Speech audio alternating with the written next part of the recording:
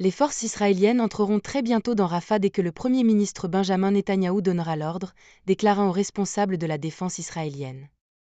L'armée est prétendument entièrement préparée à prendre la ville du sud de la bande de Gaza et à éliminer définitivement le Hamas. On ne sait pas exactement quand Israël lancera une offensive terrestre sur la ville frontalière, mais un porte-parole du gouvernement de Netanyahou a déclaré qu'Israël progressait et avec son plan d'invasion. Le responsable de la défense a déclaré à l'agence de presse Reuters que l'armée israélienne était prête à évacuer les civils de Rafah et à attaquer le dernier bastion du Hamas. Rafah, rempli de réfugiés, abrite plus d'1 million de Palestiniens qui ont fui les attaques israéliennes dans d'autres parties de la bande de Gaza. Israël prétend qu'il y a là-bas 4 bataillons de combattants du Hamas, ainsi que des milliers de combattants.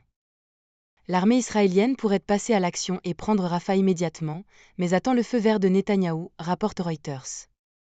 Le ministère israélien de la Défense a acheté 40 000 tentes, chacune pouvant accueillir de 10 à 12 personnes, pour abriter les Palestiniens déplacés de Rafah avant l'attaque imminente. Des images satellites montrent des rangées de tentes blanches dans un endroit à l'ouest de Khan Younis, une ville à environ 5 km de Rafah, où du personnel médical est en attente, ainsi que dans un autre endroit à proximité. Les photos avant et après suggèrent que les 2 camps ont été construits ce mois-ci.